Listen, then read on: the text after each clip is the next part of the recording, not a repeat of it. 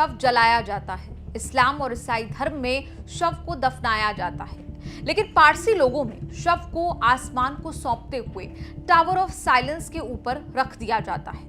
रतन टाटा भी पारसी परिवार से आते हैं, लेकिन उनका अंतिम संस्कार पारसी रीति रिवाजों से नहीं होगा। आज तक की रिपोर्ट के मुताबिक रतन टाटा का अंतिम संस्कार वर्ली के इलेक्ट्रिक अग्निदह में होगा। भारत के जाने माने बिजनेसमैन, आप जानते हैं, रतन टाटा का मुंबई के ब्रीच कैंडी अस्पताल में 9 अक्टूबर को निधन हुआ। रतन टाटा कुछ दिनों से बीमार चल रहे थे। पूरा देश उनके निधन के बाद श्रद्धांजलि दे रहा है।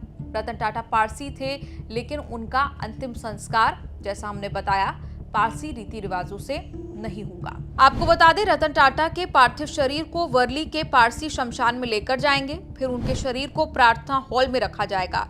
प्रार्थना हॉल में करीब 200 लोगों की मौजूदगी रह सकती है। 45 मिनट तक वहां प्रार्थना होगी। फिर प्रार्थना हॉल में पारसी रीति से गेह सारनू पढ़ा जाएगा। उसके बाद रतन टाटा के मुंह पर एक कपड़े का टुकड़ा रखकर अहना वेती का पहला पूरा अध्याय पढ़ा जाएगा। ये एक शांति प्रार्थना की प्रक्रिया है। प्रार्थना पूरी होने के बाद पार्थिव शरीर को इलेक्ट्रिक अग्निदाह में रखा जाएगा और अंतिम संस्कार की प्रक्रिया पूरी की जाएगी। आपको बता दें, पारसी समुदाय के अंतिम संस्कार का तरीका बेहद अलग होता है। कैसे होता है ये अंतिम संस्कार, आपको बता दें, साइरस मिस्त्री जो थे उनका भी अंतिम संस्कार पारसी समुदाय के अंतिम संस्कार के तौर तरीके से नहीं हुआ था। आप जानते हैं, जैसे मैंने शुरुआत में बताया, जिस तरह से हिंदुओं में शव को जलाया जाता है, वहीं इस्लाम और ईसाई धर्म में शव को दफनाया जाता है, लेकिन पारसी लोगों में शव को आसमान को सौंपते हुए टावर ऑफ साइलेंस के ऊपर रख दिया जाता है। अब आप कहेंगे, टावर ऑफ साइलेंस आखिर है क्या? टावर ऑफ साइलेंस को दखमा कहा जाता है। टावर ऑफ साइलेंस एक गोलाकार ढांचा होता है, जिसके ऊपर ले जाकर शव को सूरज की धूप में रख दिया जाता है। उसके बाद गिद्ध शव को आकर खा जाते हैं।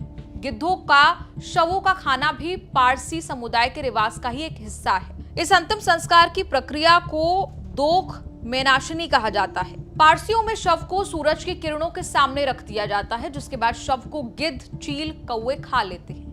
पारसी धर्म में किसी शव को जलाना या दफनाना प्रकृति को गंदा करने जैसा माना जाता है।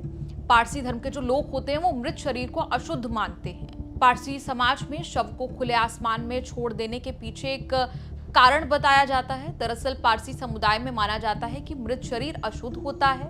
पारसी लोग पर्यावरण प्रेमी होते हैं, इसलिए वो शरीर को नहीं जलाते हैं, क्योंकि इससे अग्नि तत्व अपवित्र हो जाता है। वहीं पारसियों में शवों को दफनाया भी नहीं जाता, क्योंकि इससे धरती प्रदूषित होती है और पारसी शवों को नदी में बहाकर भी अंतिम संस्कार नहीं कर सकते, क्योंकि इससे जल तत्व प्रदूषित होता है। पारसी धर्म में पृथ्वी, जल, अग्नि तत्व को बहुत ही पवित्र माना गया है। परंपरावादी पारसियों का मानना है कि शवों को जलाकर अंतिम संस्कार करना धार्मिक नजरिए से सही नहीं है। आपको याद होगा, साइरस मिस्त्री जो थे उनका भी पारसी रीति रिवाज से अंतिम संस्कार नहीं हुआ था। रतन टाटा का जिस तरह से अंतिम संस्कार इलेक्ट्रॉनिक अग्निदाह के द्वारा किया जाएगा, ठीक वैसे ही टाटा सन्स के पूर्व चेयरमैन साइरस मिस्त्री को भी अंतिम संस्कार पारसी रीति रिवाज के द्वारा ना देकर इलेक्ट्रिक अग्निदाह में किया गया था। आपको बता दें, साइरस मिस्त्री की मृत्यु 4 सितंबर 2022 को महाराष्ट्र के पालघर में एक रोड एक्सीडेंट में हुई थी। हमारी तरफ से भी रतन टाटा को, उनके परिवार को श्रद्धांजलि।